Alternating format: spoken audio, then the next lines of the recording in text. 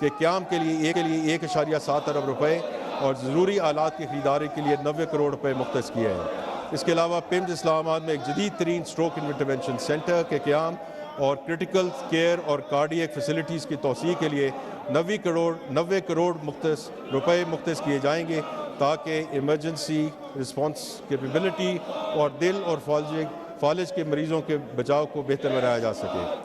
یہ اسٹریٹجک سرمایہ کاری ایک ریزیلینٹ، جامع اور پائیدار صحت کے نظام کی تشکیل کے لیے حکومت کے عزم کی توثیق کرتی ہے، جو پاکستان کی سماجی اور اقتصادی ترقی کی عکاس ہے۔ جناب اسپیکر، اب میں اے جے کے گلگت بلتستان اور ضم شدہ علاقوں کے لیے پبلک سیکٹر ڈیولپمنٹ پروگرام پر کچھ پوائنٹس کی نشاندہی کروں گا۔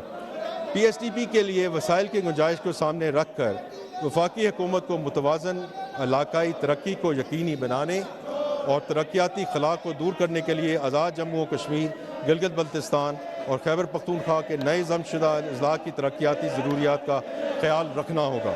اس سلسلے میں وفاقی حکومت نے 2025-26 میں کل 164 ارب روپے مختص کیے ہیں، جن میں سے آزاد جموں و کشمیر کے لیے 48 ارب روپے، گلگت بلتستان کے لیے 48 ارب روپے اور خیبر پختونخوا کے ضم شدہ اضلاع کے لیے 68 ارب روپے سالانہ ترقیاتی پروگراموں اور مختلف انفرادی منصوبوں کے لیے مختص کیے ہیں، جو ان علاقوں میں متعلقہ گورنمنٹس اور وفاقی انتظام کے تحت ایجنسیوں میں زیر عمل ہیں۔ وفاقی حکومت آزاد جموں کشمیر، گلگت بلتستان اور کے پی کے ضم شدہ اضلاع کے لیے اے ڈی پیز کی تشکیل کے لیے بلاک ایلوکیشنز فراہم کرتی ہے۔ وفاقی حکومت نے آزاد جموں کشمیر کے اے ڈی پی کے لیے 32 ارب روپے، گلگت بلتستان کے اے ڈی پی کے لیے 22 ارب روپے اور ضم شدہ اضلاع اور سابق 10 سالہ فاٹا پلان کے لیے 65 ارب روپے فراہم کیے ہیں۔ اس کے علاوہ وفاقی حکومت نے آزاد جموں کشمیر کے لیے وزیر اعظم کے خصوصی پیکج کے طور پر 5 ارب روپے اور گلگت بلتستان کے لیے وزیر اعظم کے خصوصی پیکج کے لیے 4 ارب روپے مختص کیے ہیں۔ یہ فنڈز مالی سال 25-26 کے دوران متعلقہ حکومتوں کی طرف سے آئیڈینٹیفائی کیے جانے والے ترجیحی اقدامات منصوبوں پر استعمال کیے جائیں گے۔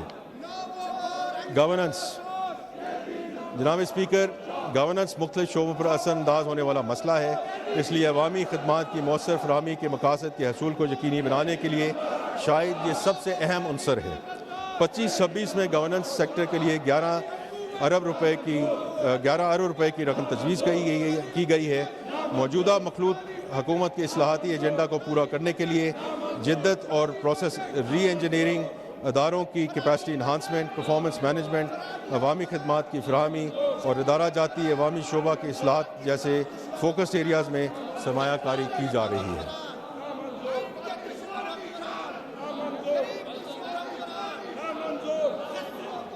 جناب اسپیکر، میں ایوان کو یہ بتانا چاہتا ہوں کہ ہم نے جو سب سے فوری مسائل کی نشاندہی کی تھی، ان میں محصولات کی وصولی میں مسلسل کمزوری شامل تھی۔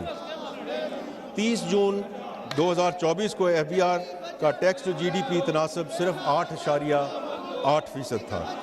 موجودہ حکومت کی کوششوں سے اور اللہ تعالیٰ کے فضل و کرم سے اس مالی سال کے پہلے 9 مہینوں میں ایف بی آر کا tax to G D P تناسب بڑھ کر 10.3% ہو گیا اور توقع ہے کہ جون 2025 کے آخر تک یہ مزید بڑھ کر 10.4% ہو جائے گا۔ وفاقی نان ٹیکس محصولات میں بھی گزشتہ سال کے 0.8% کے مقابلے میں بڑھ کر جی ڈی پی کا 1.2% ہو گئے ہیں۔ مجموعی طور پر وفاقی محصولات اب جی ڈی پی کا 11.6% ہیں، اور اگر ہم صوبوں کے 0.7% tax to G D P تناسب کو شامل کر لیں تو رواں مالی سال کے اختتام تک قومی tax to G D P تناسب 12.3% ہو جائے گا۔ ایف بی آر کے ٹیکسوں میں ایک سال کے دوران tax to G D P کے تناسب میں 1.6% تک کا اضافہ نہ صرف پاکستان کی تاریخ میں بے مثال ہے، بلکہ حالیہ تاریخ میں دنیا کے دیگر حصوں میں بھی بہت کم دیکھا گیا ہے۔ جناب اسپیکر، اب میں اس ایوان کے سامنے مالی سال کے اہم ٹیکس پالیسی اقدامات پیش کرتا ہوں۔ انکم ٹیکس کے حوالے سے تجاویز: سب سے پہلے ہم اس جگہ ریلیف دے رہے ہیں جہاں اس کی سب سے زیادہ ضرورت ہے۔ تنخواہ دار طبقے کے لیے ریلیف: وزیر اعظم پاکستان کی ہمیشہ یہ کوشش رہی ہے کہ تنخواہ دار طبقے پر ٹیکسوں کے بوجھ کو کم سے کم کیا جائے۔ اس حوالے سے تنخواہ دار لوگوں کے لیے آمدنی کے سلیبز میں انکم ٹیکس کی شرحوں میں نمایاں کمی کی تجویز ہے۔ یہ ریلیف نہ صرف ٹیکس کے ڈھانچے کو آسان بنائے گا بلکہ متوسط آمدنی والوں پر عائد ٹیکس کے بوجھ کو کم کر کے انفلیشن اور ٹیک ہوم تنخواہ کے درمیان توازن کو یقینی بنائے گا۔ 6 لاکھ روپے اور 12 لاکھ روپے تک تنخواہ پانے والوں کے لیے ٹیکس کی شرح 5% سے کم کر کے 2.5% کر دی گئی ہے۔